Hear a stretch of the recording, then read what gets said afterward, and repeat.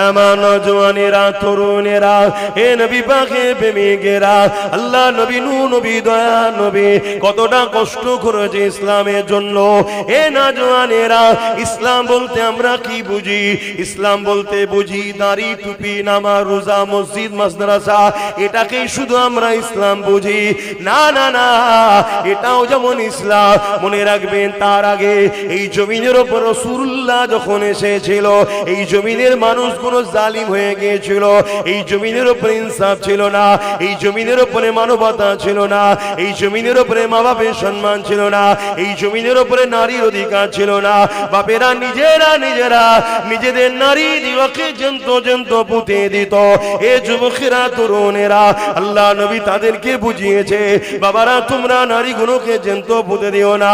নারী হলো আল্লাহ পাকের শ্রেষ্ঠ একটা নিয়ামত, যার ঘরেতে প্রথম কন্যা সন্তান হবে, এর মানে ওই নারীর বাবাকে আল্লাহ পাক জান্নাতে সুসংবাদ দিল। এ নওজওয়ানেরা, তরুণেরা, আল্লাহ নবী জমিনের উপরে এসে মায়ের মর্যাদা ফিরিয়েছে, বাপের সম্মান ফিরিয়েছে। এই যে আজকে বাপগুলো আপনার ছেলে আপনাকে যে সম্মান এখনো দিচ্ছে, এটাই মাহফিল হয়, আমরা এসে বলি আল্লাহ নবী বলেছে বাপ হলো জান্নাতের দরজা, যে বাপকে বেজার করলো তার জন্য জান্নাতের দরজা আর খুলবে না। আমরা এসে বুঝাই আল জান্নাতু তাহতা আকদামুল উম্মাহাত, এ ছেলেরা, মা হলো জান্নাত, যে মাকে বেজার করবে সে জান্নাত আর কোনোদিন পাবে না। কিন্তু যে মা বাপকে রাজি করবে, মান রাদি আনহু ওয়ালিদাহু ফালান আনহু রাদি, যে মা বাপকে রাজি করবে আমার আল্লাহ তাদের উপরে রাজি হয়ে যাবে। আল্লাহ নবী আরো জানাচ্ছে, আন আবি উমামা আন্না রাসূলানে ওয়ালা ইয়া রাসূলুল্লাহ মা হাক্কুল ওয়ালিদাইনি আলা ওয়ালাদি ওয়ালা হুমা জান্নাতু কানারুকা।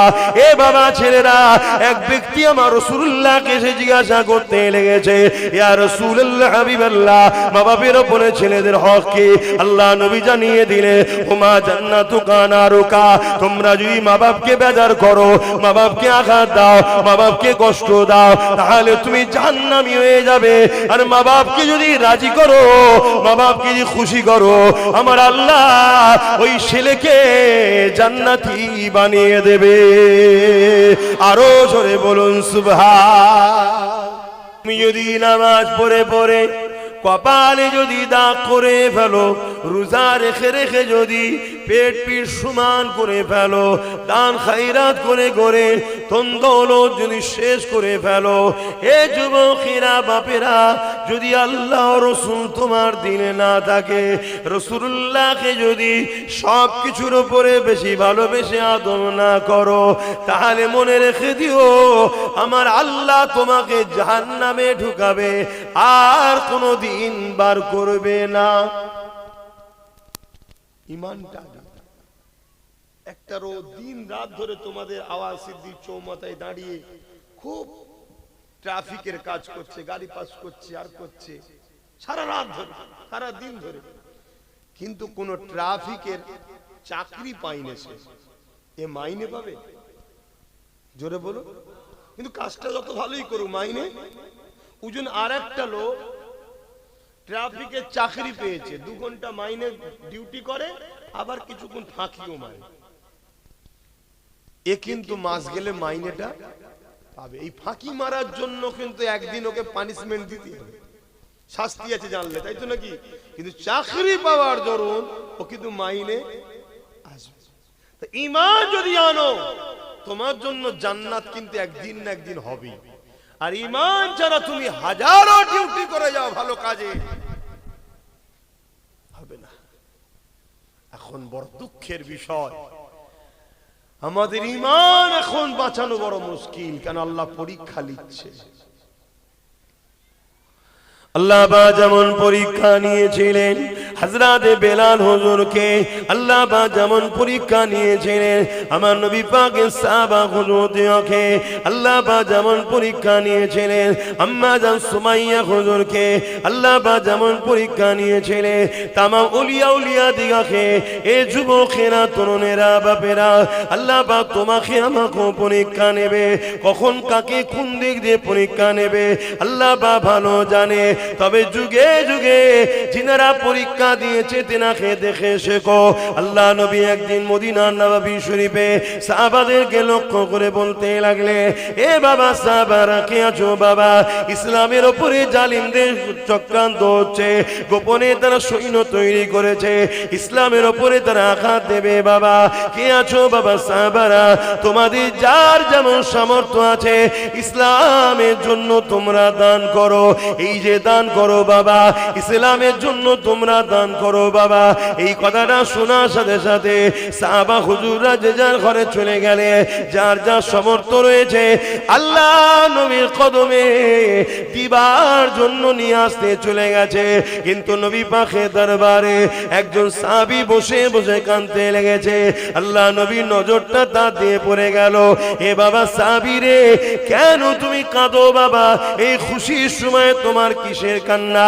ওই সময় সাহাবী বলতে লাগলে, ইয়া রাসূলুল্লাহ, হাবিবাল্লাহ, আমি বড় আপনার গরীব সাহাবী, আমার দিবার মতো কিছু নাই, এই পরনার চাদরটুকু ছাড়া আর কিছু না। ইয়া রাসূলুল্লাহ, হাবিবাল্লাহ, এই রকম একটা সময়ে সমস্ত সাহাবা ভাইয়েরা যার যেমন আছে মাল দিচ্ছে, এর বিনিময়ে তারা জান্নাতটা কিনে নিচ্ছে। ইয়া রাসূলুল্লাহ, হাবিবাল্লাহ, আমি আপনার কদমে কিছু দিতে পারলাম না, জান্নাতকে কিনতে পারলাম না, এই জন্যে আমি সাহাবী কানতে লেগেছি। হে নওজওয়ানেরা, তরুণেরা, চিন্তা করে দেখে সাহাবা হুজুররা কিরকম তারা জান্নাতের জন্য, কিরকম তারা গরিব হওয়ার পরও আল্লাহ নবীর জবানের কথাকে বিশ্বাস করে তারা কানতে লেগেছে। হঠাৎ করে সাহাবী বলতে লাগলে, ইয়া রাসূলুল্লাহ, হাবিবাল্লাহ, আপনি আমাকে একটু ইজাজত দেন, আমি একবার ঘরে যাব। মাইকের আওয়াজে বুঝতে পারছেন তো সবাই? সাহাবী বললেন, হুজুর আমাকে ইজাজত দেন, আমি একটু ঘরে যাব। আল্লাহ নবী বললেন, যাও বাবা। ঘর বলতে আমাদের মতো নয়, পাতা দিয়ে ঘেরা। আপনি ভাববেন তাহলে ঘর রয়েছে তো, না, আমাদের মতো নয়। আমাদেরকে সব দিয়েছে আল্লাহ, কিন্তু আমরা নিজেরাই আল্লাহ ভোলা হয়ে গেলাম। আর তাদেরকে আল্লাহ কত দিক দিয়ে পরীক্ষা নিয়েছে, সব পরীক্ষায় তারা বিজয় হয়ে প্রমাণ দিয়েছে, আল্লাহ আমি আপনাকে আপনার হাবিবকেই চাই। জোরে বলুন সুবহানাল্লাহ। তা সাহাবী ঘরে গেলেন, পাতা দিয়ে ঘিরে একটা ঝুপড়ি, বাইরে থেকে ডাক দিলেন, বাসির। ছোট্ট একটা বাচ্চা ছেলে বেরিয়ে এসেছে, সাহাবীর ছেলে। বাপ ছেলেকে ধরে আদর করছে, চুমা দিচ্ছে। হঠাৎ করে সাহাবীর চোখের পানি ওই বাচ্চা সাহাবীর মাথায় পড়ছে। বাসিরের মুখ তুলে বলছে, আব্বা আজকে কাঁদছেন কেন? আমি জানি আপনি আমাকে বড় ভালোবাসেন, কেন আমার মা নেই দুনিয়ায়, এজন্য আপনি মা, আপনি বাপ, আজকে কাঁদছেন কেন? শোনো যুবক, মরতে আব্বাস সিদ্দিকীকেও হবে, তোমাকেও হবে, সবাইকে মরতে হবে। অনেক কষ্টের বিনিময়ে ইসলাম। আজকে আমাদের গাফলতির জন্য, আমাদের উদাসীনতার জন্য, আমাদের লোভ লালসার জন্য, আমাদের একদল মুসলিম সমাজের মধ্যে মুনাফিকদের চক্রান্তের শিকার হওয়ার দরুন, আমাদের বেঈমান নেতাদের ঝান্ডা ধরে ঘোরার দরুন আজ আমার ভারত ও আমার বাংলা তো ইসলামের উপরে সন্ত্রাসবাদীদের ক্ষমতা কিন্তু বেড়ে গেছে। এটা আমাদের গাফলতির জন্য হয়েছে, আমাদের দোষে হয়েছে। এই সন্ত্রাসদেরকে দমন আমাদেরকেই করতে হবে। যেমন ভুলটা আমরা করেছি, এর প্রায়শ্চিত আমাদের দিতে হবে।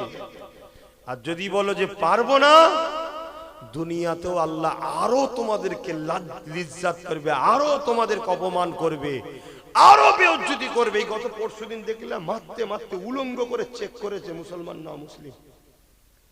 বিহারে দেখেছেন কি? মারতে মারতে মারতে মারতে তাকে চেক করে মেরে কি বলে হসপিটালে ভর্তি, ডেট। এগুলো আমাদের পাওনা।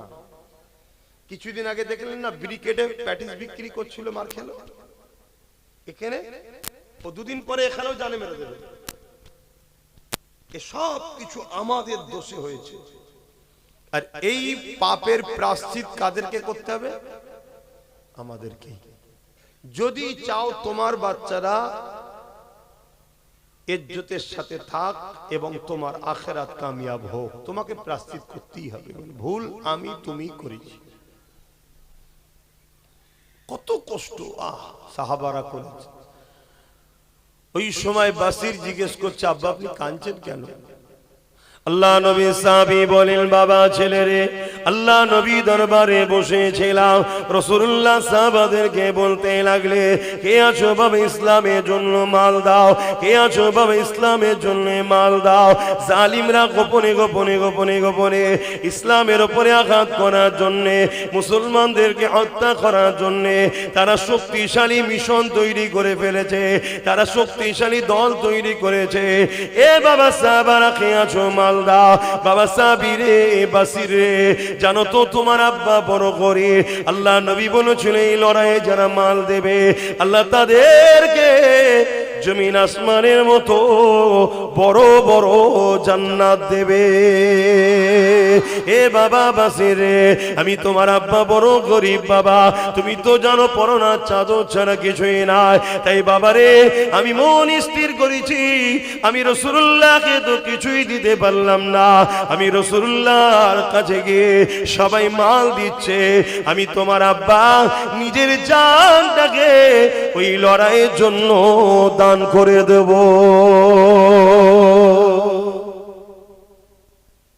বাচ্চা ছেলে বলছে, আব্বা খুশির কথা তো, আপনি এলেন কেন আমার কাছে? বাবা তোর মা নেই, শেষবারের মতো একবার দেখা করতে আসছে। আর আজকে বাপ যদি হক কথা বলতে যায় ছেলে পিছন থেকে টানে, আর ছেলে যদি হক কথা বলতে যায় বাপ পিছন থেকে টানে, যাস না বাবা, ঘরের লাল ঘরে থাকার জিনিস নাকি। অথচ ওই ছেলে মারা গেলে বাপ তাড়াতাড়ি করে, বেশি দেরি করিসনি, পচে যাবে, তাড়াতাড়ি কবর দে। আর ওই বাপ মারা গেলেই ছেলে আবার বলে এত দেরি করছো কেন, অনেকক্ষণ বেড়ে যাচ্ছে, আর লাস্টে লাশ ফুলছে, ফাটবে, গন্ধ হবে, তাড়াতাড়ি দাও। কি বলে না বলে না? তাহলে একই মানুষ জানটা বেরিয়ে গেলে ভুল পাল্টে যায় কেন? এজন্য ভুল পাল্টে যায় যে এর দ্বারা আমার আর কাজ। ও তাহলে আপনি যদি কারো দ্বারা কাজ না পেলে ভুল পাল্টে যান, তাহলে বান্দা আমি আপনি আল্লাহর, আর আমার দ্বারা যদি আল্লাহর দ্বীনের উপকার ছেড়ে দিয়ে ক্ষতি হয়, আল্লাহ কি আমাদের ঠিক রাখবে? কি গো বলবেন তো হ্যাঁ কি না? আবেরা নওজওয়ানেরা, এ নবী পাকের প্রেমিকেরা, আল্লাহ নবীর এই বাচ্চা সাহাবী বাসির বলতে লাগলে, আব্বা জান আপনি দেরি করবেন না, আপনি চলে যান, আমি বাসি নিজেকে বড় ধন্য মনে করব যদি আল্লাহ রাসূল আপনাকে কবুল করে নেয়। হে আমার আব্বা জান, তবে আমি ইন্তজারে থাকব, আমার আল্লাহ যদি আপনাকে গাজী করায় আমি বাসির ধন্য হব, গাজীর বেটা হতে পেরেছে। আর আল্লাহ যদি আপনাকে শহীদ করে যায়, কিয়ামতের দিনে আল্লাহ পাককে বলবো, ও রব্বি আল্লাহ, দিনের জন্য যখন আমার বাপের প্রয়োজন হয়েছিল, আমি বাসির আমার মা ছিল না, দুনিয়ায় আমার বাপই শুধু একমাত্র সাহারা ছিল, আমি বাপটাকেও আপনার জন্য দিয়ে দিয়েছি, আমি তাকে আটকে রাখিনি, তার পা ধরে আমি কাঁদিনি যে আব্বা আপনি যাবেন না, আমি বাসির একা কি করব, এই কথা আমি একবারও বলি না। আল্লাহ নবী সাহাবী ছুটতে লাগলে, রাসূলুল্লাহ দরবারে চলে আসলে, আল্লাহ নবীর কাছে এসে বলতে লাগলে, ইয়া রাসূলুল্লাহ হাবিবাল্লাহ, আমার সাহাবা ভাইরা কেউ উট দিয়েছে, কেউ অর্থ দিয়েছে, বিভিন্ন জন বিভিন্ন কিছু দিয়েছে, ইয়া রাসূলুল্লাহ হাবিবাল্লাহ, এই লড়াইয়ের জন্য ইসলামের পক্ষে, মানবতার পক্ষে, ইনসানিয়াতের পক্ষে, গরিবের পক্ষে, আল্লাহ ও রাসূলের পক্ষে আমি আমার জানটাকে দান করে দিলাম। আরো জোরে বলুন সুবহান।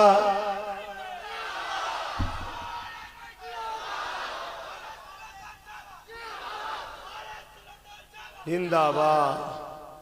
ভাবো ভাইরা, এই আলোচনা কেন করা হচ্ছে? যাতে করে তোমাদের মধ্যে এই ভাবনাটা আসে যে আজ যদি আমরা জাগি, আজকের হাজারো ফেরাউনের রাতের ঘুম হারাম করে দিতে পারি, কিন্তু কাল যেদিন জাগবে সেদিন কিন্তু আর কিছু করা থাকবে না। কেন? সেদিন তোমার আমার ঈমান থাকবে, কি সন্দেহ আছে? কথা বুঝে আসছে তো নাকি?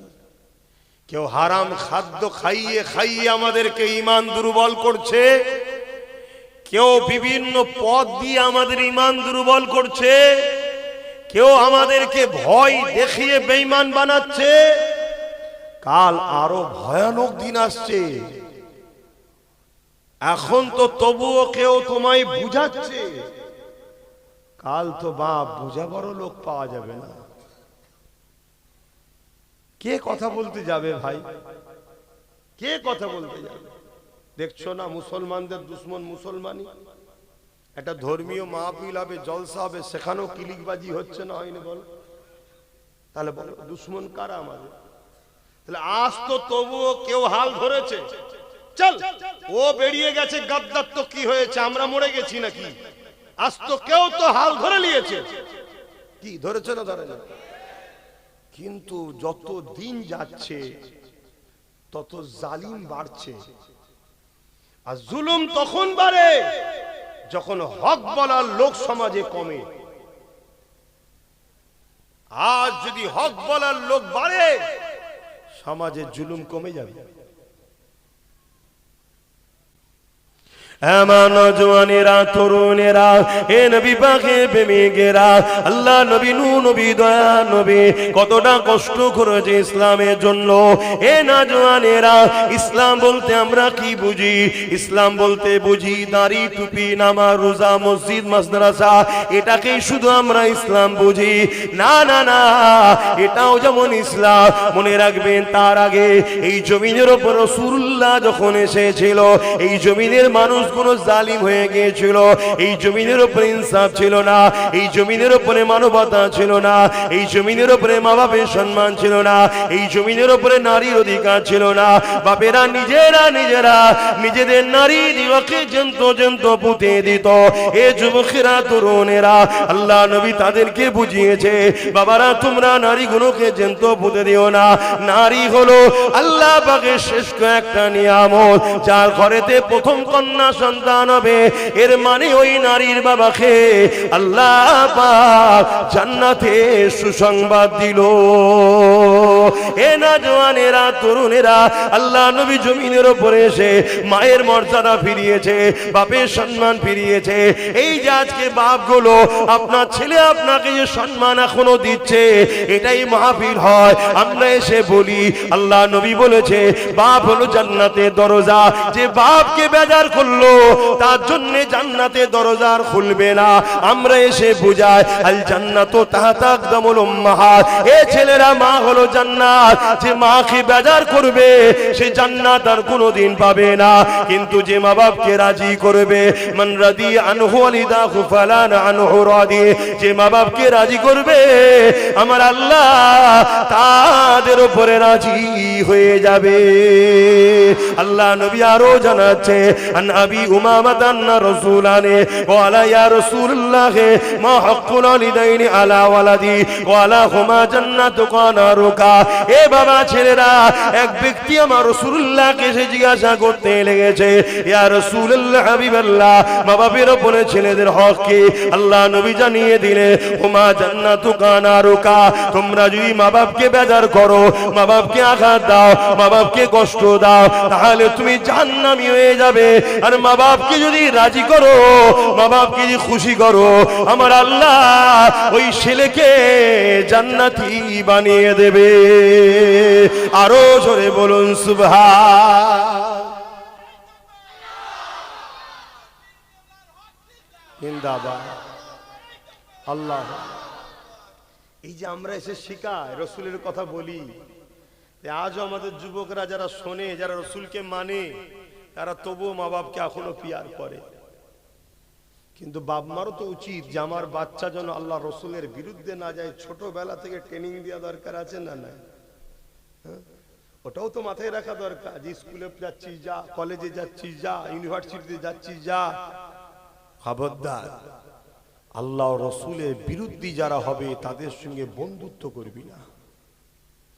একটা হিন্দু, একটা সাঁওতাল, একটা বাগদি, বিভিন্ন ধর্মের লোক আল্লাহ রসুল মানে নে, এটা ভিন্ন বিষয়।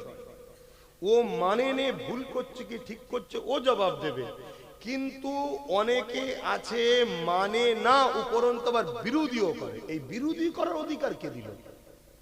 এই কথা বুঝছেন না, বোঝেন না? এই যারা বিরোধী করবে, প্রকাশ্য খুলে আম দুশ্মনী করছে, এটা জানার পরও তাদের সঙ্গে মিশতে নিষেধ।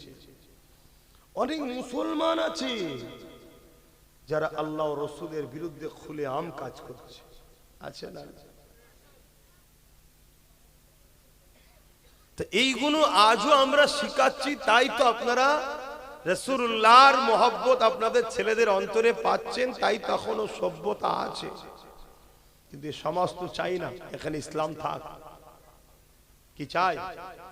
শুধু যে প্রকাশ্য ইসলামের দুশ্মনরা যে ইসলাম থাক চাই না এমনটা শুধু নয়, মুসলমানদের মধ্যে একটা বড় অংশ মুনাফিক গাদ্দার আছে, তারাও চাই না ইসলাম থাক। আমরা এই মশলাটাকে, আমার ভাইয়েরা এইদিকে চলে এলে কেন আবার? তাহলে ওটা খুলে দাও না, খুলে দিয়ে চট দিয়ে দাও, বসে যাক। শুনছেন? এদিকে দেখেন, কেন সময় কারো ইন্তজার করবে না, রোজ দুটো দুটো করে জলসা, শরীরও আজ চলছে না। আর প্রত্যেকটা জায়গায় গেলে আল্লাহর সিস্টেম দেখো কেমন, যেখানেই যাই কম বেশি সাল দেয়। আর আজকে ঘর থেকে আনতে ভুলে গেছি, আজকে কিছুটা বেরোবার পরে মনে পড়েছে শাল টানতে ভুলে গেছি তো, কেন এইগুলো ঠান্ডা লাগছে তো, মনে মনে করছি জলসায় গেলে দেবে। আল্লাহর পরীক্ষা দেয়, কাজ কি দেয়নি, ওইখানেও যায়নি। প্রথমে জলসা করে এসছি আমি, একটা করেছি, ওখানেও দেয়নি, আর এখানেও দেয়নি। না, এটা খারাপ নিলেন নাকি? মানে আমি বুঝাতে চাইছি এটাই যে আল্লাহর পরীক্ষা দেবে। আল্লাহু আকবার। একবার দরুদ শরীফ আল্লাহুম্মা। বসো বসো, দাঁড়াওনি ভাই, বসো। ভালো ঘরের ছেলে, ভালো জায়গায় বসো।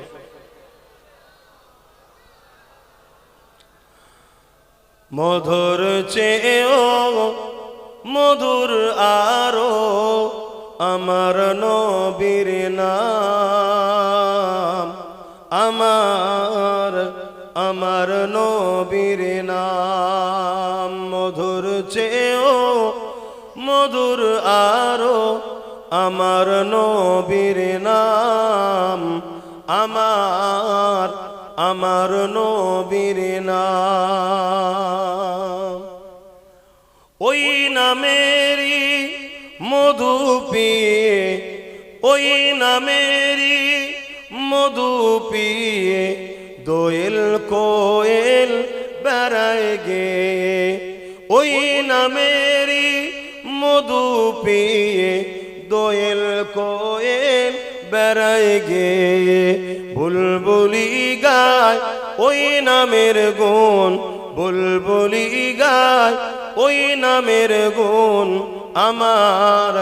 আমার নবীর নাম। মধুর চেয়েও মধুর আরো আমার নবীর নাম। আল্লাহুম্মা সাল্লি আলা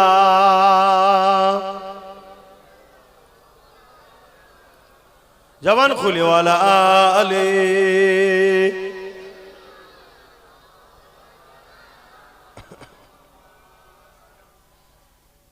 কি কথা বলছিলাম, কি কথা বলছিলাম? কত কষ্ট করে আমার রসুল এই ইসলামকে আমাদের কাছে দিয়েছে। আমরা মনে করি দাঁড়িয়ে রেখেছি, টুপি পরেছি, নামাজ পড়েছি, হয়ে গেছে। আরে ইসলাম, এটা ইসলামের মধ্যে কথাটা ঠিক, কিন্তু মন দিয়ে শোনো, ইসলাম জুলুম মুক্ত সমাজ গড়ার নাম ইসলাম। শুনছেন তো নাকি? হ্যাঁ, নবীকে যারা মহব্বত করে কারা? মান আহাব্বা সুন্নতি, যে সুন্নাতকে মানলো নবীর, ফাকাদ আহাব্বানি, তারাই তো রাসূলকে ভালোবাসলো। জোরে বলুন সুবহানাল্লাহ। আর যারা রাসূলকে ভালোবাসলো, কানা মাই ফিল জান্নাহ, সে রাসূলের সাথে জান্নাতে যাবে। জোরে বলুন সুবহানাল্লাহ। দাড়ি রাখাটাও নবীর সুন্নাত, টুপি পরাটাও নবীর সুন্নাত। জালিমের বিরুদ্ধে লড়াই করে মজলুম অসহায় দুঃখীদের চোখের পানি মুছাটা দাড়ি টুপির থেকেও অনেক বড় রাসূলের সুন্নাত। জোরে বলুন সুবহানাল্লাহ। এখন দাড়ি রেখে টুপি পরে জালিমদের সঙ্গে সাথ দিয়ে জানতে হবে এরা নবীর সুন্নাত দাড়ি টুপিকে শুধুমাত্র সাইনবোর্ড হিসাবে ব্যবহার করছে। এরা যদি রাসূলুল্লাহ সুন্নাত হিসাবে দাড়ি রাখতো, টুপি পরতো, তাহলে এর থেকেও বড় সুন্নাত হলো জালিমের বিরুদ্ধে লড়াই করা। এরা জালিমের সাথ কখনো তাহলে দিতে পারতো না যদি নবীর সুন্নাত কিরা ভালোবাসতো। এ কথা বুঝছেন তো নাকি? হ্যাঁ, আমাদের সমাজে কিছু ছেলে আছে হয়তো দাড়ি রাখেনে, টুপি পরেনে, কিন্তু রাসূলুল্লাহর একটা বড় সুন্নতকে পালন করে, জালিমের বিরুদ্ধে লড়াই করে। শুনছেন না শোনেন না? হ্যাঁ, অনেকে টিটকিরি মারে, আব্বাসের জলসাই সব দাড়ি চাচা প্যান্ট শার্ট পরা। হ্যাঁ জানি, এরা ভুল করছে। এরা দুটো সুন্নতকে ছেড়েছে, এরা দুটো রাসূলুল্লাহ সুন্নতকে ছেড়েছে। আল্লাহর কাছে দোয়া করি এই যুবকগণ একদিন দাড়িওয়ালা টুপিওয়ালা হাজি নামাজি মুত্তাকি আল্লাহ যেন বানায়। বলুন আমিন। কিন্তু দাড়ি রেখে টুপি পরে রাসূলুল্লাহর বড় সুন্নতের বিরোধীরা করেনে। জুলমের বিরুদ্ধে লড়াইয়ের নাম হলো নবী সুন্নাত ইসলাম। জোরে বলুন সুবহানাল্লাহ। এই এতগুলো ক্যামেরা, এখানে যা লোক আছে এই ক্যামেরায় এক দুদিনের মধ্যে 1 কোটির উপরে লোকের কাছে চলে যাবে। আর আমার আজকে তোমরা যতটা ভালোবাসার লোক মন দিয়ে না শোনো, তার থেকে বেশি দুশ্মনরা আরো বেশি ফলো করে শোনে। তুমি কি ভাবছো আজকে তোমার গ্রামে তারা শুনছে না? যারা আসলে অসুবিধে ছিল তারা তো শুধু নফসি নফসি করছে যে এখনো ঠান্ডা আমাদের জলসা করছে। কি ব্যাপার বলবি? দাঁড়া না, লাস্টে দিচ্ছি। কেন? জুলুমের বিরুদ্ধে রাসূলুল্লাহ লড়েছে। অতএব জুলুমের বিরুদ্ধে বলাটা হলো রাসূলুল্লাহর দ্বীনের খেদমত। শুনছেন তো নাকি? হ্যাঁ, তুমি কেমন মুসলমান? তুমি আজকে রেজিদের সঙ্গে বন্ধুত্ব রেখেছো? তুমি কেমন মুসলমান? আজকে আবু জেহেল উতবা সাইবা, এই তোরা ওখানে কি করছিস? ওর ওইদিকে তো মা বোনরা আছে, তার পর্দার কাছে গেছিস কেন?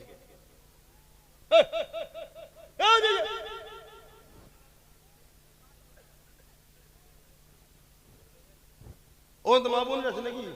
তাহলে ওখানে কেন চলে যাচ্ছে? এই বীজখানে ডিস্টার্ব হয়ে গেলেই না অজের লাইন বন্ধ করে। কারি সাহেব ভালো বুঝতে পারবে, যারা ওয়াজ করে তারা ভালো বোঝে। আর আমি তো আরো বেশি উল্টো হয়ে যায়। কেন? আল্লাহ কারে ভাইয়ের আল্লাহ অনেক ভালো রাখুক, দোয়া করি। আমার মাথায় যা লোড, এই লোড আমার আরো খারাপ করে দেয়। মানে আমি ওয়াজ করি এখানে, কিন্তু আমি ঘুরি আরো দুনিয়ায়।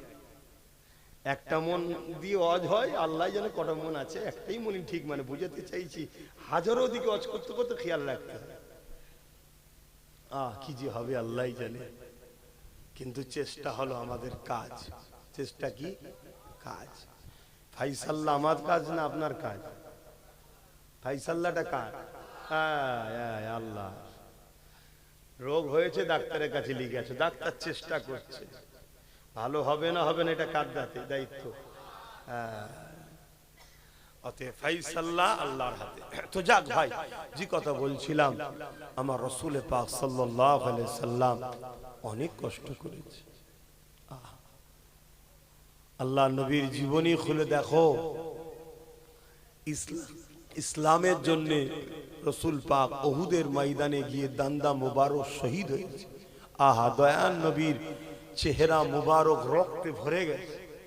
হে নবীর উম্মত, তোমার বিবেক একটুও কাঁদে না?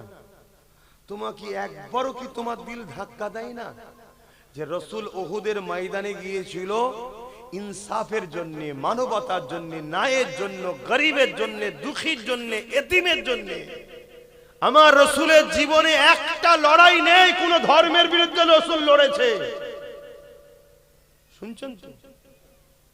উপরন্ত আমার রসুল মদিনা সনদ করেছিল যে কেউ কারো ধর্মের উপরে আঘাত দেবে না, কোন গোত্র বা কোন ধর্মের উপরে আঘাত দেবে না, এই চুক্তিবদ্ধ করেছে। আমার রসুল যতবার লড়েছে আল্লাহর সৃষ্টিকে বাঁচাবার জন্য, এতিমের জন্য, বিধবার জন্য, গরিবের জন্য, মজলুমের জন্য, দুঃখীর জন্য। সেই দুঃখী অমুসলিম আমার রসুলকে মানেনি তখন, কিন্তু সে অসহায়, রসুল তার জন্যও লড়েছে। জোরে বলুন সুবহানাল্লাহ। তারিখে হাদিস দেখো, দুনিয়া যখন জুলুম মুক্ত হয়েছে, সন্ত্রাস মুক্ত হয়েছে, আতঙ্কবাদ মুক্ত হয়েছে, রেপ মুক্ত হয়েছে, নেশা মুক্ত হয়েছে, দুর্নীতি মুক্ত হয়েছে, খুন মুক্ত হয়েছে, পাপাচার মুক্ত হয়েছে, আমার আল্লাহ তখন নবীকে দাওয়াত দিয়েছে, বন্ধু এবারে মেরাজে আসেন। সুবহানাল্লাযী আসরা বিআবদিহি লাইলাম মিনাল মসজিদিল হারামি ইলাল মসজিদিল আকসা। এই যে কোরআনের আয়াতে আল্লাহ পাক জানাচ্ছে তার হাবিবকে তখন দাওয়াত দিয়ে নিয়ে গেছে। নিয়ে গিয়ে তখন বলেছে, হাবিব জমিনের তো জঙ্গল বন্ধ, পরিষ্কার হয়ে গেছে, খুনিরা নাই, চোরেরা নাই, দুর্নীতিবাজরা নাই, জালিমরা নাই, সন্ত্রাসরা নাই, অত্যাচার বন্ধ হয়ে গেছে। যান নামাজ নিয়ে যান, রোজা নিয়ে যান, সাহাবাদেরকে পড়তে বলেন। জোরে বলুন সুবহানাল্লাহ। তা নামাজ যেমন পড়বো, রোজা যেমন রাখবো, আমার পাড়ার এতিমের হক মারা যাচ্ছে, যে মারছে তার বিরুদ্ধে যুদ্ধ করবেন না? এটা কি ইসলাম নয়? আমার পাড়ার নারীগুলোর উপরে জুলুম হচ্ছে, নারীর অধিকার নষ্ট হচ্ছে, গরিবের অধিকার নষ্ট হচ্ছে, মিথ্যাচার হচ্ছে, নিরীহ মানুষের নামে মিথ্যা কেস দিচ্ছে, জুলুম করছে, যারা করছে তাদের বিরুদ্ধে যুদ্ধ করবেন না? আমার রাসূল করেছে না করেনি? তাহলে আপনারা করবেন না? কিসের উম্মত? হাই রে আলেম উলামা, হাই রে মৌলী সাহেব, হাই রে পীর সাহেব, পীরজাদা সাহেব, বক্তা সাহেব, মুফতি সাহেব। হ্যাঁ, এটা ইসলাম নয়। আজ আমাদেরকে ইসলামের একটা বড় পাঠ ভুলানো হয়েছে। কিতাবুল মাগাজি গুলো মাদ্রাসায় পড়ানো বন্ধ হয়ে গেছে। সরকারি মাদ্রাসায় তো অনেক আগে বন্ধ হয়েছে। আমাদের যে ছোটখাটো খারিজি মাদ্রাসা আছে সেগুলো তো কিতাবুল মাগাজি পড়ানো বন্ধ হয়ে গেছে। কেন? সরকারি মাদ্রাসা ডাইরেক্ট সরকারের টাকা পেল, খারিজি গুলো পিছনে পিছনে ভেতর থেকে চাল, আলু, পেঁয়াজ নিচ্ছে সরকারের থেকে। আর সরকার বলছে রাত্রিরে লরি পাঠিয়ে দেবো, এক গাড়ি আলু চাল পাঠিয়ে দেবো, কিন্তু ওই কিতাবুল মাগাজিটা পড়াবে না, যেখানে বদরের কথা আছে, উহুদের কথা আছে, খাইবারের কথা আছে, মোতার কথা আছে। এই যে হক আর না হকের যে লড়াই হয়েছিল এইগুলো পড়াবে না। কেন? এইগুলো পড়লে যুবকদের মধ্যে একটা জোশ আসে, এদের মধ্যে একটা প্রেম জাগে, আরে আমরাও হকের পক্ষে লড়বো। এগুলো বন্ধ করে দাও। তাহলে কি চলছে বুঝতে পারছেন? এই জাতি তো প্যারালাইসিস রোগী টাইপের হয়ে গেছে। অন্যায় দেখলেও যেন মনে হচ্ছে দেখতেই পাইনি। আর অথচ ওমর ফারুক শুধু চিঠিটা লিখেছে, লিখে পাঠিয়েছে রোমের সম্রাটকে। পৃথিবীর দাদা তখন রোম, আমেরিকা আজকে যা দাদা, এর থেকে সুপার পাওয়ার তখন রোম ছিল। যে জুলুম যে হচ্ছে তোমার দেশে, শুনছি উমার কি আসবে রোমে?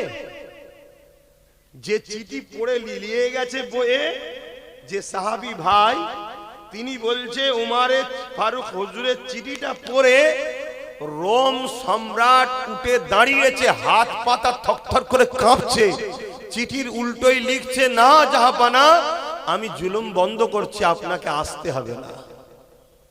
কথা কিছু বুঝছেন? আর আজকে এত মুসলমান আমাদেরকে দেখে জালিমরা কি বলছে? ওদেরকে আরো মূর্খ বানা, ওর বাপকে দিয়ে তো বোম্বে দিয়েছি, ওর ছেলেকে দিয়ে আরো কিছু করাবো। কি করছে না করে না? বোঝেন, ইসলাম মানবতার নাম, ইসলাম ইনসাফের নাম, ইসলাম ন্যায়ের নাম, ইসলাম সত্যের নাম। এ না জওয়ানেরা, তরুণেরা, বাপেরা, ইসলাম শুধু নামাজ দেয়নি, ইসলাম শুধু রোজা দেয়নি, ইসলাম শুধু হজ দেয়নি। ইসলাম আমাদেরকে দিয়েছে ক্ষুধার্ত মানুষকে খানা খাওয়ানো, ইসলাম আমাদেরকে দিয়েছে বিধবার অধিকার দাও, ইসলাম আমাদেরকে দিয়েছে সমাজে ন্যায় প্রতিষ্ঠিত করো, ইসলাম আমাকে দিয়েছে সমাজের গরিবের মানুষের পাশে দাঁড়াও। এ না জওয়ানের আল্লাহ নবী জানিয়ে দিলে আমার আল্লাহ কোনদিনের জন্য জালিমদের সাথে থাকে না, আমার আল্লাহ পাক সর্বসময় মজলুমদের সাথে থাকে। যার সাথে আল্লাহ আছে আপনি তার সাথে থাকবেন না থাকবেন না? আজকে জালিম আর মজলুমের লড়াই হচ্ছে না, হয় না? এবার আপনি জালিমদের পক্ষে থাকবেন না মজলুম? আলহামদুলিল্লাহ, আল্লাহ শুকরিয়া, আল্লাহ আমাকে মজলুমদের সাথে রেখেছে, গরিবদের সাথে, অসহায়দের সাথে আল্লাহ আমাকে রেখেছে। আমি গরিবদের হয়ে কথা বলি, শুনছেন? অসহায়দের হয়ে কথা বলি, বিধবাদের হয়ে কথা বলি, এতিমদের হয়ে কথা বলি, মুসলিমদের হয়ে কথা বলি। সে অমুসলিম হলো তাদের হয়েও কথা বলি। আল্লাহ শুকরিয়া, আল্লাহ এই দিকে রেখেছে। আপনারা এই দিকে আছেন তো নাকি? ভাইরা, নওজওয়ানেরা, তরুণেরা, আল্লাহ ছাড়া অন্য কাউকে ভয় করবেন না। যারা শুধুমাত্র আল্লাহকে ভয় করে, ওয়ালিমান খাফা মাকামা রাব্বিহি জান্নাতান, আমার আল্লাহ তাদেরকে দুটো জান্নাত দেবে। এ নওজওয়ানেরা, তরুণেরা, এ নবী পাকের প্রেমিকেরা, আল্লাহকে ভয় করো, আল্লাহ ছাড়া অন্য কাউকে ভয় করবেন না। কেননা দুনিয়া জমিনটা দুদিনের, আজ আছেন কাল্লায়। মনে রাখবেন আল্লাহ পাকের ফায়সালা ছাড়া দুনিয়ার কারো কোনো ক্ষমতা নাই। আপনি যখন দুনিয়া জমিনে আসবে তার থেকে কোটি কোটি বছর আগে আপনার যখন রূহটা তৈরি হয়েছে, এই রূহ তৈরি হওয়ার 50,000 বছর আগে আল্লাহ পাক আপনার তকদিরকে লিখে দিয়েছে কি হবে দুনিয়া জমিনে। আজকে দিনে সুরিয়া গ্রামে আমার জলসা ছিল 6টা থেকে 6:15 মধ্যে আমি ঢুকবো। এই যে 15-16 সেকেন্ড মিনিট পরে যে এসেছি, এটাও আল্লাহ পাকের খাতাতে লেখা রয়েছে। আমি আস্তে আস্তে কোন জায়গায় নামাজ পড়বো, কোথায় দাঁড়াবো, কোথায় কি করব, কোথায় খাবো, সব কিছু আমার আল্লাহ লিখে রেখেছিল। আমি খাবার 8 ঘন্টা আগে পর্যন্ত জানতাম না আমার সন্ধ্যার খাবারটা কোথায় হবে। যে জায়গাতে এক বড় কল্পনায় আসে রে, আজকে সন্ধ্যের খাবারটা সেই জায়গাতে আল্লাহ খাওয়ালো। কি খাবো সেটাও আল্লাহ লিখে রেখেছিল, সেই রেজেক্টে আল্লাহ আমাকে দিলে। এ যুবকেরা, তরুণেরা, আপনার কবে মরণ হবে, কবে কি খাবে, কোন জায়গায় আপনার মরণ হবে, কিভাবে হবে, সব কিছু আল্লাহ পাক তকদিরে লিখেছে। আপনি যদি জালিমের পক্ষে থাকেন, শক্তিশালী পক্ষে থাকে, নেতা নেত্রীর পক্ষে থাকে, বাদশার পক্ষে থাকে, যদি মনে করেন আমি এই পক্ষে থাকলে বেঁচে যাব, এটা আপনার ভুল ধারণা। আর আপনি যদি জালিমদের বিরুদ্ধে লড়াই করতে নেবে, আপনি যদি মনে করেন লড়াই করলে আমি মারা যাব, এটাও আপনার ভুল ধারণা। তার একটা ছোট্ট নমুনা দিই। ইসলামের একজন মহানায়ক, যিনার নাম হলো হযরতে সাইয়েদনা খালিদ বিন ওলীদ। এই খালিদ বিন ওলীদ যিনি একটা সময় রাসূলুল্লাহর বিরুদ্ধে ছিল, উহুদের যুদ্ধের ময়দানে এই খালিদ বিনের নেতৃত্বে আমার নবী পাকের সাহাবা হুজুরদের মধ্যে 70 জন সাহাবা হুজুর শহীদ হয়ে গিয়েছিল। এই খালিদ বিন ওলীদ একটা সময় আবার হিদায়াত হয়ে যায়, পরিবর্তন হয়ে যায়। হয়ে যাবার পরে আমার রাসূলুল্লাহর পক্ষে দাঁড়িয়ে, ইসলামের পক্ষে দাঁড়িয়ে, আল্লাহর পক্ষে দাঁড়িয়ে 120 থেকে 25টা লড়াই করেছে। প্রতিটা লড়াইয়ে যখন খালিদ বিন ওলীদ যেত, খালিদ বিন ওলীদ বলতে লেগেছে, আমি দূরে কাজ নফল নামাজ পড়ে আল্লাহর কাছে দোয়া চাইতে থাকতাম, ও রব্বি আল্লাহ, আপনার দ্বীনের জন্য লড়াই করতে করতে, গরিবের পক্ষে লড়াই করতে করতে, আপনার সৃষ্টির পক্ষে লড়াই করতে করতে, আপনার হাবিবের পাশে দাঁড়িয়ে লড়াই করতে করতে আমি খালিদ বিন ওলীদের আল্লাহ যেন শহীদের মরণটা নসিবে হয়। এই যে যতগুলো লোক আছি, আমাদের এখানের মধ্যে কে কে আছে যে কোনোদিন মরবে না? বলবেন তো? একটা লোক নেই এর মধ্যে যে সারা জীবন থাকবে, সবাই মরে যাবে। তাই ও আবার বলছে সে ওলি নেই, কেন ওলি বেশ থাকে নাকি? তাহলে মরণ তো সবার হবে নাকি? আস্তে, অত বেশি বকাবার ভালো নয়। সুযোগ দিয়েছি বলে কাঁধে উঠতে যাওনি আবার। শুনছেন তো নাকি? তাহলে মরণ তো সবারই হবে। কিন্তু খালিদ বিন ওলীদ বলছে আমি প্রতিটা যুদ্ধ 120 থেকে 25টা লড়াই করেছি। ও লড়াই তো লড়াই, কেমন লড়াই শুনবেন, একটা লড়াইয়ের কথা বলছি। ওই রোম এম্পায়ারদের সঙ্গে লড়াই হচ্ছে। খালিদ বিন ওলীদের সৈন্য সংখ্যা হচ্ছে, উনি নেতৃত্ব দিচ্ছে 3000, আর রোম এম্পায়ারদের সৈন্য সংখ্যা হচ্ছে 2 লক্ষ। এই লড়াইয়ে তো খালিদ বিন ওলীদের নেতৃত্বে আল্লাহ আমাদের বিজয় দিয়েছে। জোরে বলুন সুবহানাল্লাহ। খালিদ বিন ওলীদ বলছে আমি এত দোয়া চাইছি যে আল্লাহ যদি আমায় শহীদ নসিব করে, শহীদ নসিব করে। কেন শহীদের মরণটা হলো সব থেকে উত্তম মরণ, যে মরণ কিয়ামতের দিনে ওই অবস্থায় উঠাবে যে অবস্থায় দুনিয়াতে সে ইন্তেকাল করেছে, ওই অবস্থায় থেকে উঠানো হবে এবং বেহিসাব জান্নাত যাবে। জোরে বলুন সুবহানাল্লাহ।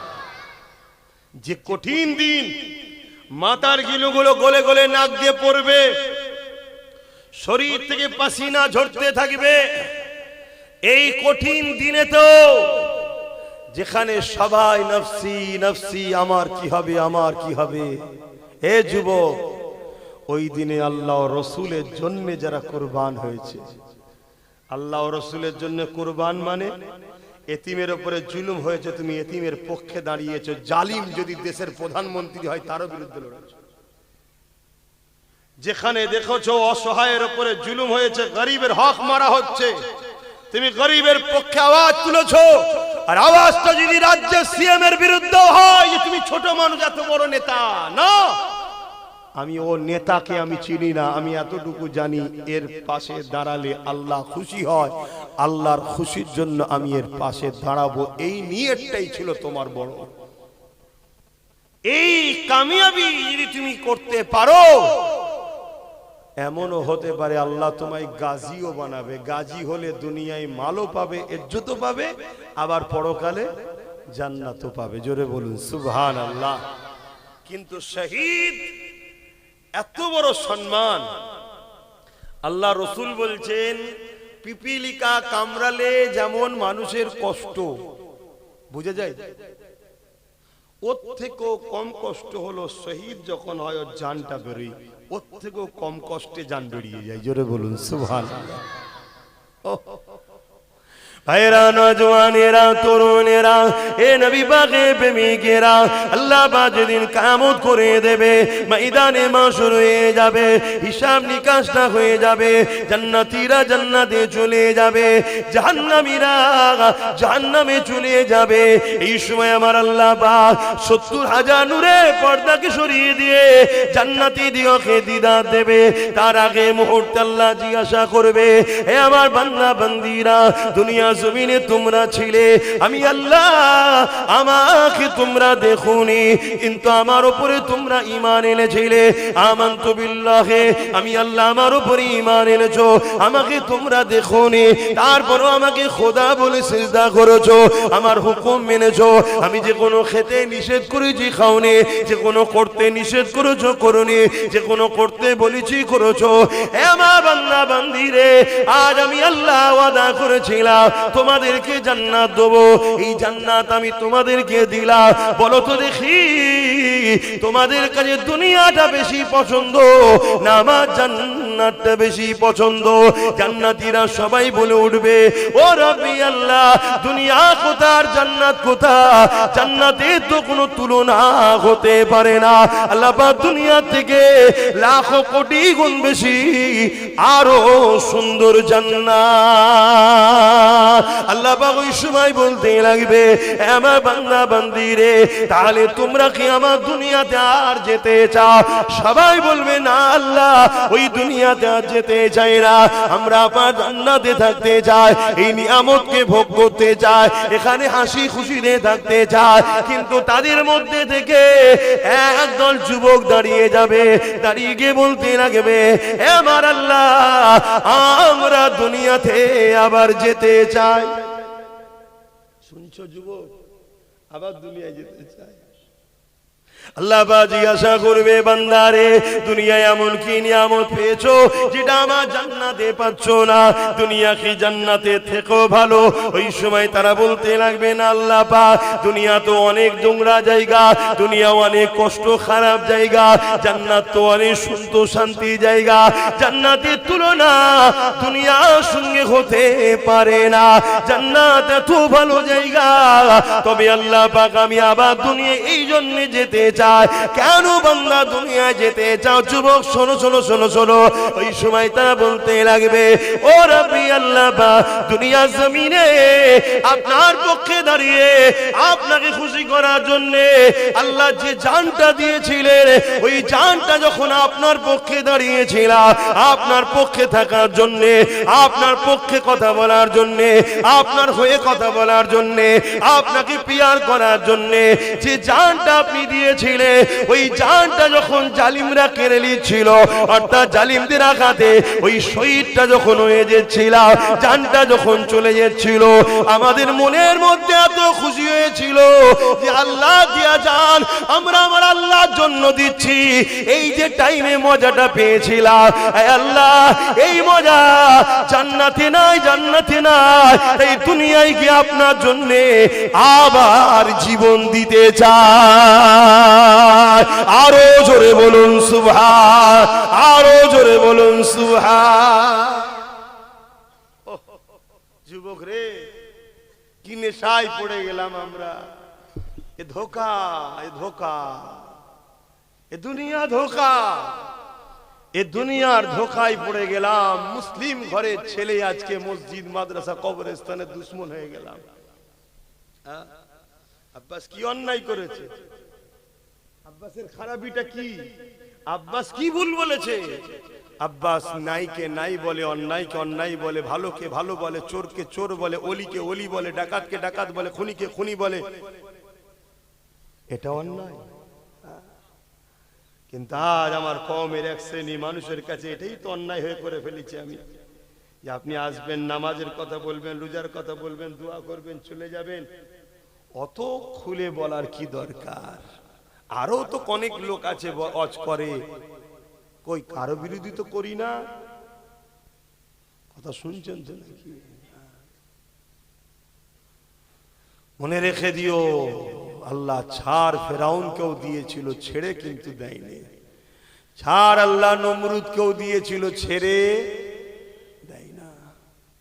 আজ আমার ফটোকে এআই করা হচ্ছে, আমার ফটোকে এআই করা হচ্ছে, নোংরা নোংরা ছবি বার করা হচ্ছে, মাথায় টুপি, কপালে তিলক লাগিয়ে দেওয়া হচ্ছে, বিজেপির লোকেদের সঙ্গে আমার ফটোকে সেটিং করা হচ্ছে, যাতে করে এ জাতি মনে করে আব্বাস বিজেপির লোক, আব্বাসের কথা শুনবে না। যখনই শুনবে না, আমাদের মতো চোর গুণকে তখন সাপোর্ট করবে জাতি। এই কথা শুনছেন তো? এই পরিকল্পনা করা হচ্ছে। আমার আজকে কাটিং করা হচ্ছে, আগে পিছুর কথাকে এডিট করে সেটিং করা হচ্ছে। কথা বুঝলেন? কত রকম চক্রান্ত করা হচ্ছে, কিন্তু এরপরও ইজ্জতের মালিককে আল্লাহ। আমার ইজ্জত দেখেছে, আল্লাহ দিয়েছে, আল্লাহ ইজ্জতের হেফাজত করছে, আলহামদুলিল্লাহ। পারিবারিক বিষয়ে আঘাত দিবার চেষ্টা করছে, কি না করছে জালিমরা। এটা কি নতুন? আহারে, মনে রেখে দিও, হে উম্মতে মুহাম্মাদি, বিজয় যদি চাও, কামিয়াবি যদি চাও, ইজ্জত দুনিয়া আখিরাতের যদি চাও, সর্বপ্রথম নিজের কওমের মধ্যে গাদ্দার গুলোকে চিনতে শেখো। প্রকাশ্য দুশমনকে চিনা যায়। মোদি আমাদের দুশমন, অমিত শাহ আমাদের দুশমন, শুভেন্দু আমাদের দুশমন, দিলীপ ঘোষ দুশমন, এদেরকে আমরা চিনি। আমাদের পাশেই ভাটপাড়াতে রয়েছে অর্জুন সিং, এ একটা আমাদের দুশমন। এগুলোকে চিনা যায় রে বাবা। কিন্তু তোমার আমার ভেতরে মুসলমান সেজে নামের আগে মোহাম্মদও আছে।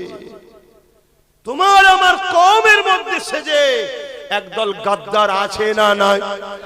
আওয়াজ আওয়াজ আওয়াজ। ওই গাদ্দার গুলোকে আগে চেনো। আর গাদ্দার গুলোর সঙ্গে সাহাবা হুজুররা যে ব্যবহার করেছিল তৎকালীন মুনাফিকদের সাথে, ওই ব্যবহার করো, তবে তোমরা বাঁচবে। শুনছো? এ গাদ্দাররা হলো শিয়ালের পাট নিয়েছে, খাদ্যকে ধরে ধরে ধরে ধরে ধরে ধরে রাজা মুসাইয়ের কাছে পৌঁছাচ্ছে। শুনছেন? অতএব এই গাদ্দারকে চেনো। আমার নবী পাক সাল্লাল্লাহু আলাইহি ওয়াসাল্লামের অনেক কষ্ট দিয়েছিল তৎকালীন সময় মুসলিম সুরাতে মুনাফিকগুলো, অনেক কষ্ট দিয়েছে। এই যে উহুদের লড়াইয়ের ময়দানে আর বদরের লড়াইয়ের ময়দান, দুটো ময়দানের কথা বলছি। আর যতগুলো লড়াই হয়েছে আমি আবার বলছি, বড় পাওয়ারের সাথে পুরো বিশ্বকে চ্যালেঞ্জ দিচ্ছি। মানুষটা ছোট হতে পারি, কথাটা তো আমার নয়। আমার নবী কখনো কোন ধর্মের বিরুদ্ধে লড়াই করেনি। আমার নবী লড়াই করেছে জালিমদের বিরুদ্ধে, সন্ত্রাসদের বিরুদ্ধে, খুনিদের বিরুদ্ধে, ধর্ষকদের বিরুদ্ধে। এবারে বলো, খুনি জালিম ধর্ষকদের বিরুদ্ধে লড়াই করাটা দরকার আছে না নাই? এই লড়াই আমার রাসূল করেছে। এই লড়াইকে যারা অপছন্দ করে, জানতে হবে তারা আজকের দিনে ধর্ষকদের পক্ষে, আজকের দিনে তারা খুনিদের পক্ষে, আজকের দিনে তারা জালিমদের পক্ষে। এই আমিনা আল্লাহর বিরোধী যারা করে, তারা হয় চরিত্রহীন, নয় সন্ত্রাস, নয় খুনি, নয় দাঙ্গাবাজ। আমিনা আল্লাহর বিরোধী কোনদিন পৃথিবীর কোন ধর্মের সভ্য ভদ্র লোক করেনি। অন্য ধর্মের কথাও বলছি, তাদের ধর্মেরও ভদ্র সভ্য লোক কোনদিন আমিনা আল্লাহর বিরোধী বাচ্চার বিরোধী করে। আমার দেশের গান্ধী বাবু আমার রাসূলুল্লাহর পক্ষপাতিত্ব করেছিলেন, বলেছিলেন শাসক তো করতে হবে ওমর ফারুকের মতো। আর ওমর ফারুক তো মুহাম্মদ সাল্লাল্লাহু আলাইহি ওয়াসাল্লামের আদর্শে গড়া একজন ছাত্র। জোরে বলুন সুবহানাল্লাহ। শুনছেন ভাই? হ্যাঁ, তো বলেন আমার রাসূল পাক সাল্লাল্লাহু আলাইহি সাল্লামকে আঘাত দিয়েছিল মুনাফিকরা। একটা হলো বদরের ময়দান, আর একটা হলো উহুদের ময়দান। বদরের ময়দানে নবী ও নবীর সাথীদের ছিল মাত্র 313 জন, আর জালিমদের ছিল 1000। আর জীবনের প্রথম লড়াই, জীবনের প্রথম নবীর সাথে যে কজন কলমা পড়েছে, নবীর ছায়া সাথী হয়েছে, সঙ্গী সাথী হয়েছে, জীবনের প্রথম তারা খাজুরের ডাল নিয়ে লড়াই করতে নেমেছে সন্ত্রাস জালিম আবু জেহেল উতবা সাইবার বিরুদ্ধে। সেই লড়াইয়ে বেশি দেরি হয় না, চট জলদি বিজয় লাভ হয়েছে। জোরে বলুন সুবহানাল্লাহ। ক্ষতিও অতটা হয়নি। আর উহুদের ময়দানে নবী পাক বেরিয়েছে 1000 লোক নিয়ে, আর জালিমদের সংখ্যা 3000। কিন্তু নবীর 1000-এর মধ্যে একজন দাড়িওয়ালা টুপিওয়ালা মুসলিম সুরাতে একজন ছিল, যার নাম হলো আব্দুল্লাহ ইবনে উবাই। কি নাম? সে হঠাৎ করে 300 সৈন্যকে নিয়ে সরে যায় যে আমরা যাব না। তাহলে এই যে ধোঁকা দেওয়া বা খটকা লেগে যাওয়া, মনের স্পিডকে দমিয়ে দেওয়া, এই গাদ্দারিটা করার জন্য আমার নবীর প্রিয় প্রিয় পাওয়ারফুল শক্তিশালী 70 জন সাহাবা উহুদের ময়দানে শহীদ হয়েছে। কাদের জন্য এই ক্ষতিটা হলো? প্রকাশ্য দুশমন না গাদ্দার মুনাফিক? এই জোরে বলুন, আমাদের মধ্যেই মুনাফিক আছে না? আমরা আরো অনেক দূরে চলে যেতাম, মুনাফিকরা ভেতরে ঢুকে গিয়ে আমাদেরকে ধোঁকা দিয়ে দেয়, আমাদের স্পিরিটকে দমিয়ে দেয়। এই মুনাফিক চেনো, এই মুনাফিক চেনো। আল্লাহ নবী বলেছে আমার উম্মত দাবিদারদের মধ্যে ৭২ দলে বিভক্ত হয়ে যাবে। বনি ইসরাইল কওমের দলেরা ছিল ৭২, আমার উম্মতের মধ্যে ৭৩ দলে বিভক্ত হয়ে যাবে।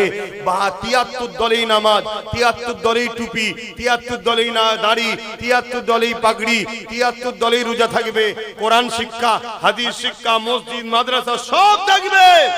এরপরও ৭২টা দল জাহান্নামে যাবে। আজ আমাদের সমাজে এমন নামাজি আছে, এমন রোজাদার আছে, এমন মসজিদ বানানেওয়ালা রয়েছে, এমন জলসা করনেওয়ালা রয়েছে, জলসার মাহফিল দেনেওয়ালা রয়েছে, যা সব রয়েছে, অথচ আজকের ইসলামের খুলেআম দুশমন বিজেপি ও টিএমসির সাথে এখনো তারা সাথ দিয়ে চলছে। এরকম মুনাফিক গাদ্দার আছে না নাই? আওয়াজ দিয়ে বলুন, আছে না নাই? আমার কথা আপনাদের অসুবিধা? বিজেপি ইসলামের দুশ্মন না দুশ্মন নয়? তাই ইসলামের যে দুশ্মন হয় সে জালিম নয়? জোরে বলে, মমতা ইসলামের দুশ্মন না দুশ্মন নয়? এ তো বিরাট বড় দুশ্মন, ও তো প্রকাশ্য দুশ্মন, আমরা অনেক দিন ধরে জানি। ও যে প্রকাশ্য দুশ্মন আমরা অনেক দিন ধরে জানি, কিন্তু এ ছিল আমাদের বন্ধু সেজে, আমারই শিল, আমারই নোরা, আমাদেরই ছেলেদের দিয়ে নিজে শক্তিশালী হয়ে আমাদেরই ইসলাম বিরোধী আইনকে সাপোর্ট করলো না করলো না? তাহলে এ দুশ্মন নয়? এ জালিম যে ইসলামের হয় সে দুশ্মন নয়? তাহলে এই ইসলামের দুশ্মনদেরকে যারা সাপোর্ট করে তারা কি মুনাফিক নয়? তারা কি মোমেন মুসলমান ইমানদার থাকতে পারবে? এজন্য আমি বলেছি দিদি মুদিকে যারা ভোট দেবে তারা হলো বেঈমান। কথা কিছু ভুল বলে ফেলেনি তো? কেন আপনারা সব তো অনেক বড় বড় মুফতি মৌলানা, কি এবারে এই কথা যখনই বলবো, এই কথা শুনে কোনো অমুসলিমের কষ্ট হচ্ছে না, কষ্ট হচ্ছে দেখুন আমার পাড়া, আমার গ্রামে কিছু মুনাফিক মুসলমানদের কষ্ট হচ্ছে না? হয়নি? তারা বলছে মুদির কথা বলে বলুক, দিদির কথা বলবে কেন? আজান হচ্ছে, মাইক বন্ধ আছে, মুদির কথা বলছে বলুক, দিদির কথা বলবে কেন? শুনছেন তো নাকি? আরে ঠিক সময় মাইকটা ওর বন্ধ, তো তখন বলাও যাবে না, একটু পরে বলি। একবার দরুদ শরীফ আল্লাহুম্মা সাল্লি আলা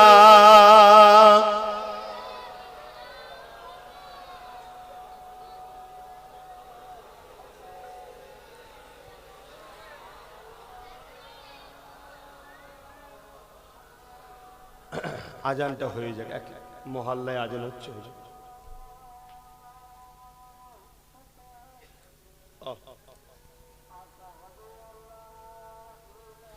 নামাজ কটাই হবে?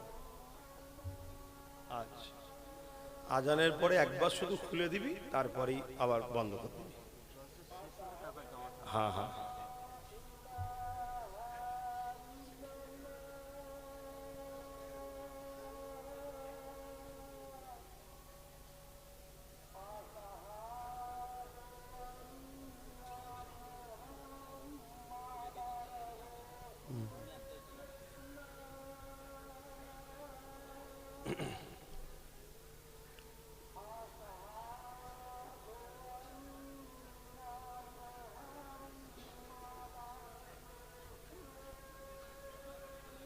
সাল্লাল্লাহু আলাইহি ওয়াসাল্লাম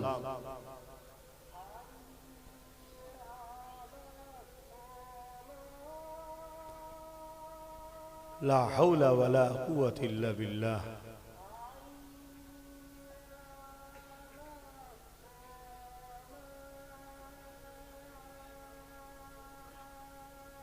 লা হাওলা ওয়ালা কুওয়াতা ইল্লা বিল্লাহ।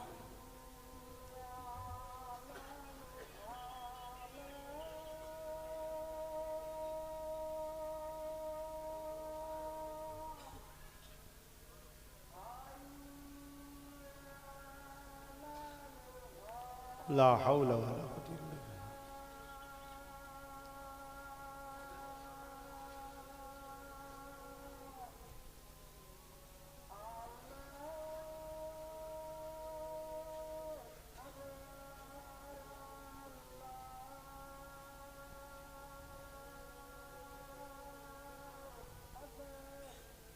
আল্লাহু আকবার, আল্লাহু আকবার।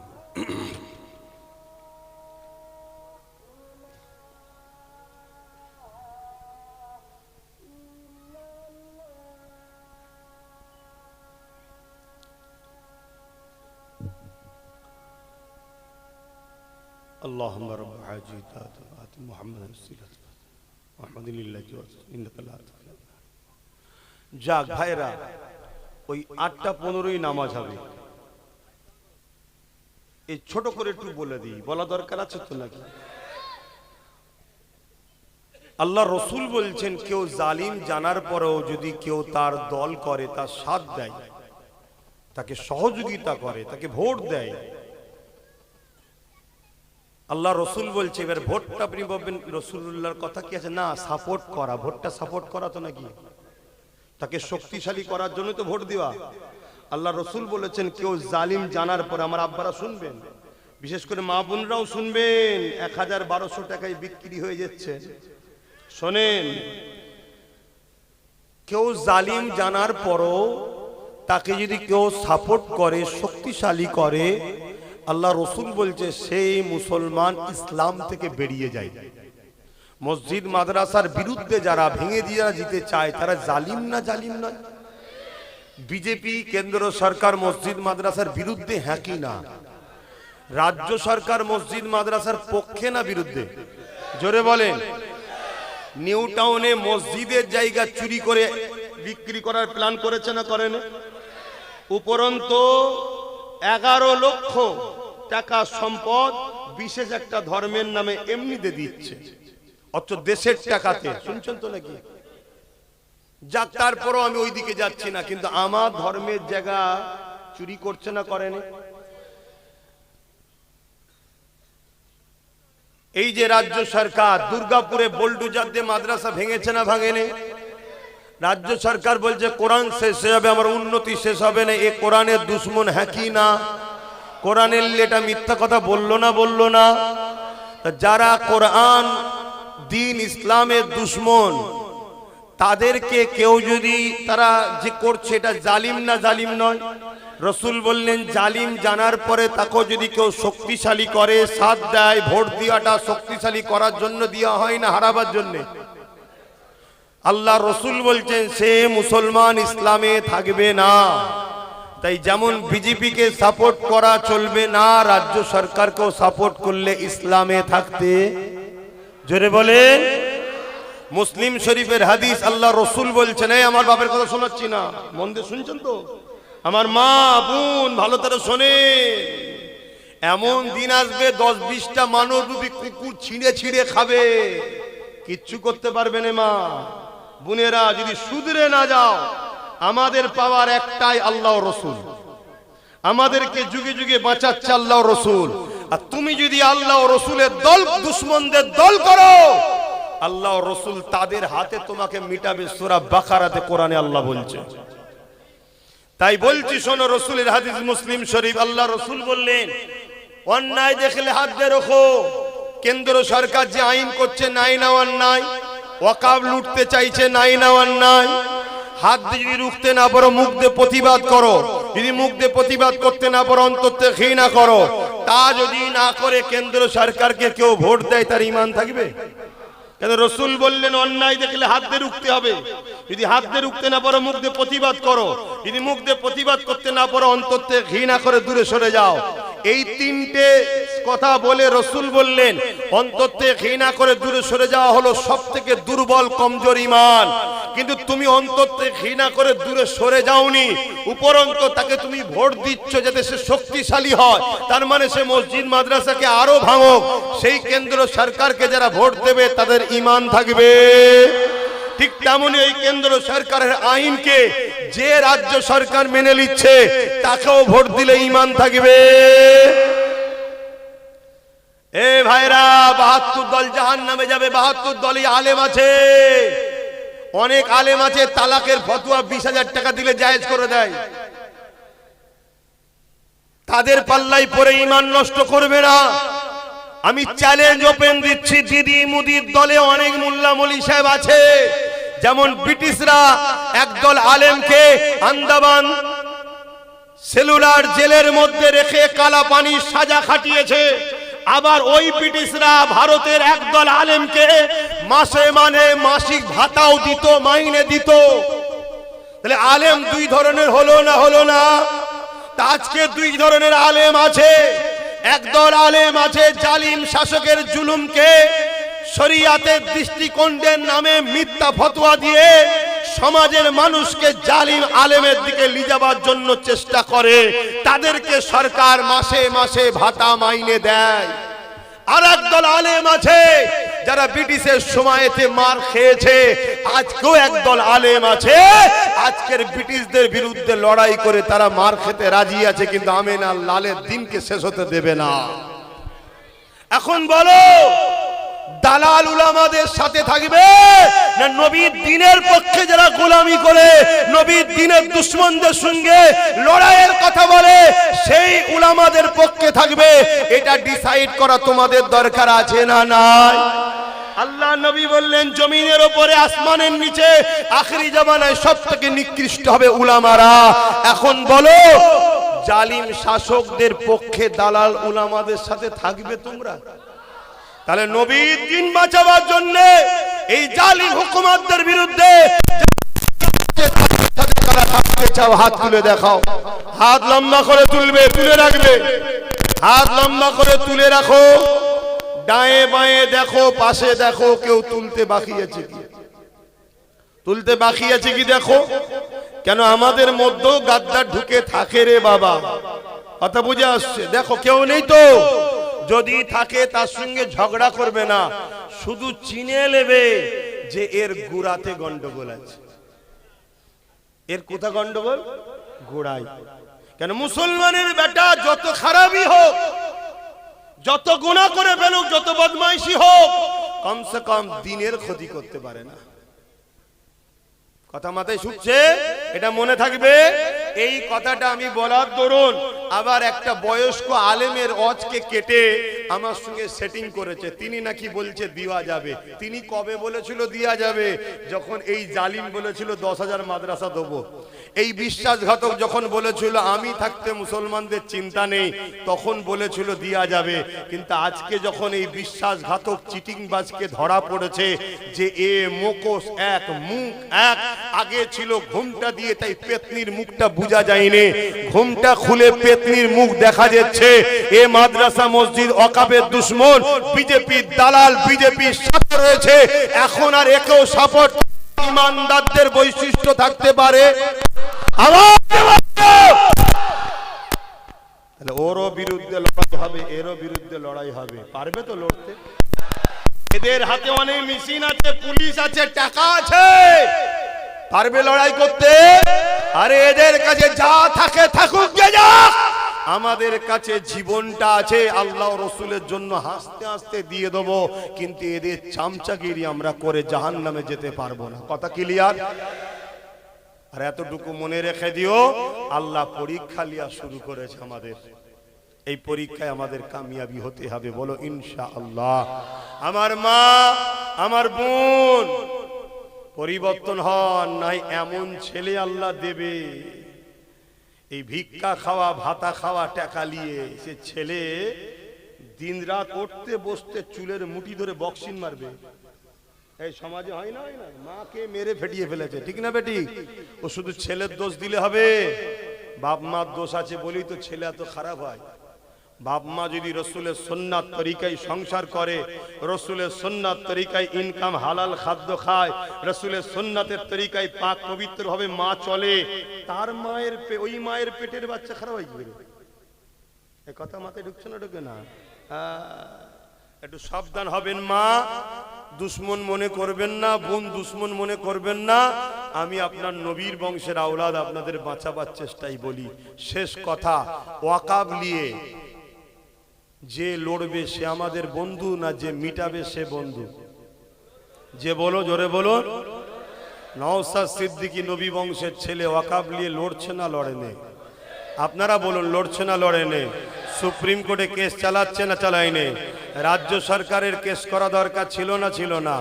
কিন্তু কেস করেনি, উপরন্ত বিশ্বাসঘাতক হয়েছে। বলেছিল আমি থাকতে চিন্তা নেই, কিন্তু সাথ দিয়েছে না দেয়নি? তাহলে এই জায়গায় দাঁড়িয়ে থেকে আপনারা যদি ওয়াকাফের পক্ষে হন, একটা ধর্মগুরু হিসাবে জানতে চাইছি, নওশাদের সাথ দিয়ে ওকে আরো শক্তিশালী করা দরকার আছে না নয়? কারা একমত হাত তুলে দেখান, কারা একমত হাত তুলে দেখান। মাশাআল্লাহ মাশাআল্লাহ, আল্লাহ কবুল করে বোন, আল্লাহুম্মা আমিন। এটা একটা পীরের আওলাদ হিসাবে মুরিদকে জিজ্ঞেস করলাম। আমার শেষ কথা, একটা চক্রান্ত চলছে দাদা পীরের সিলসিলাকে ক্ষতি করার, ওটাও রাজ্য সরকার করছে। বিগত সরকার যখন ভুল করেছিল, দাদা হুজুরের আওলাদদের মধ্যে কেউ কেউ বিরোধী করেছিল না, করে না? কিন্তু বিগত সরকারের লোকেরা দাদা হুজুরের আওলাদদের গালিগালাজ করেছিল। কিন্তু এই সরকারের মাদকপুষ্ট গুন্ডাগুনো দাদা হুজুরের আওলাদদের গালিগালাজ করছে না, করে না? তার মানে লক্ষ্য হলো দাদা পীরের সিলসিলাটাকে মিটিয়ে দাও। কেন? বাংলায় সংখ্যাগরিষ্ঠ সিলসিলা হলো ফুরফুরা দরবার শরীফ। অতএব এই সিলসিলা সর্বসময় অন্যায়ের বিরুদ্ধে কথা বলে। সে বিগত সময় বলেছে, আজও বলছে, আগামীতেও কেউ করলে বলবে। কেন? অন্যায়ের বিরোধী করা নবীর সুন্নাত। হাক্কানি উলামাদের প্রমাণ হলো নবীর পক্ষে ডাকবে আর জালিমদের বিরুদ্ধে লড়াই করবে, এটা হলো হক উলামার বৈশিষ্ট্য। জোরে বলুন সুবহানাল্লাহ। যে উলামা জালিমের সঙ্গে মেশে ও উলামা নয়, ও মুনাফিক। শুনছেন তো নাকি? আরে পাওয়ার দিয়ে বলে যাচ্ছি, রেকর্ড হচ্ছে। যারা জালিমদের সঙ্গে মেশে উলামারা চ্যালেঞ্জ অ্যাকসেপ্ট করুক না, ব্রিগেডের মাঠে ডাক দাও, একটাই বাস হবে, একটাই লড়াই হবে। ভাই এদিক নাই ওদিক বারবার গুজোগুজি করার সময় নেই। যা হবে ফয়সালা একদিনে, পুরো দুনিয়া জেনে যাবে কে হক আর কে না হক। আজকে আমার মসজিদের হয়ে কথা বলবি না, মাদ্রাসার হয়ে কথা বলবি না, তুই বেঈমান নেতাদের জন্য কথা বলবি? তুই মুসলমান? কথা মাথায় ঢুকছে? তাহলে নওশাদের জন্য দোয়াও করবেন, সাথও দেবেন। আসেন এবারে ওর পলিসি করছে, ও মতুয়াদের কাছে যাচ্ছে, দলিতদের কাছে যাচ্ছে, আদিবাসীর কাছে যাচ্ছে, যে বুঝাচ্ছে ভাই আদিবাসী তোরা বেশি, এখানে তোরা সিট দে, আমরা মুসলমান কম, সাথ দেবো। যেখানে মতুয়া বেশি, ভাই তোরা সিট দে, আমরা কম, তোদেরকে সাপোর্ট করব। যেখানে এসসি এসটি রয়েছে তাদেরকে বুঝাচ্ছে, ভাই তোরা সিট দে, আমরা সাপোর্ট করব। যেখানে মুসলমান বেশি, আমরা দেবো, তোরা সাপোর্ট কর। এইভাবে একদিন আমরা পুরো শক্তিশালী হতে পারবো না, পারবো না? বলুন ইনশাআল্লাহ, বলুন ইনশাআল্লাহ। আজকে যদি কেউ একজন দুজন গাদ্দারি করলো বলে বাকিগুলো যদি ঝিমিয়ে যেত, জলসা হতো?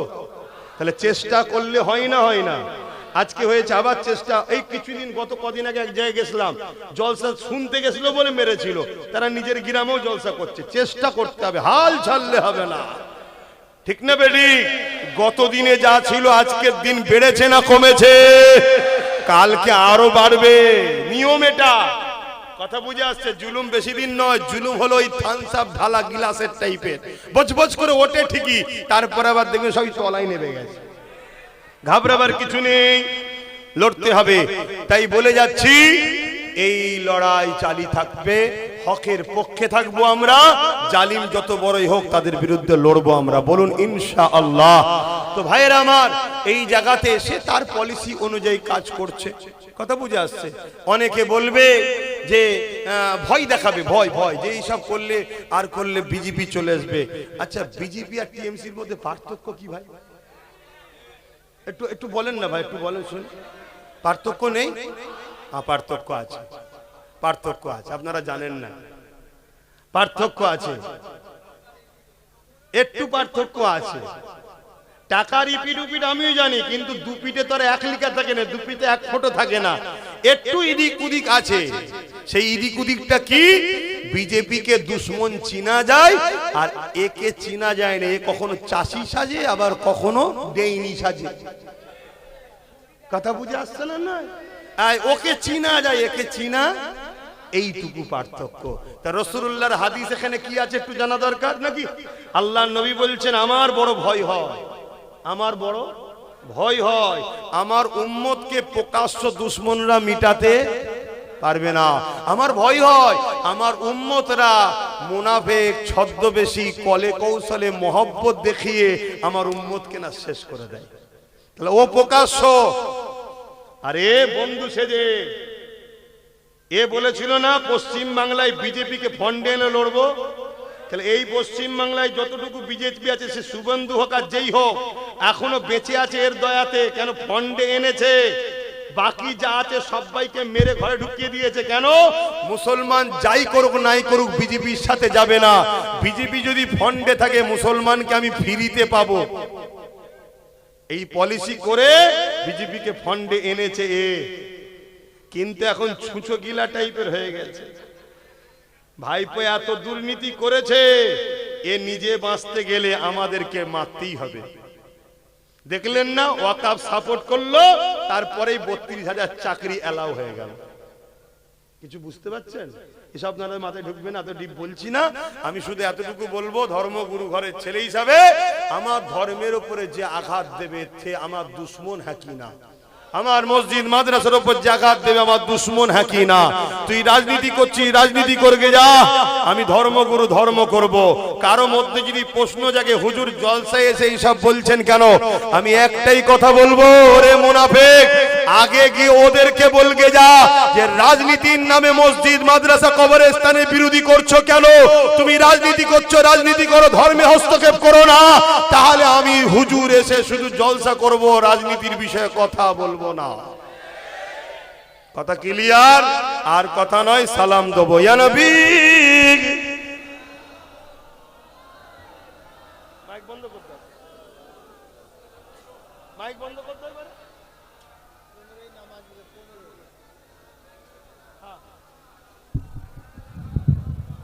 নামাজের সময় হয়ে গেছে, মাইক বন্ধ করে দাও। ওষুধ দেওয়া হয়ে গেছে, এবার যার কপাল ভালো সে পরিবর্তন হবে। শোনানো দরকার আমার কি, যে ওষুধ খাবে সে সুস্থ হবে না হবে না, আর যে ওষুধ ফেলে দেবে সে রোগ ব্যাধিলে জাহান্নামে ঢুকবে। তো আমি কি করব? আমার কিছু করার আছে?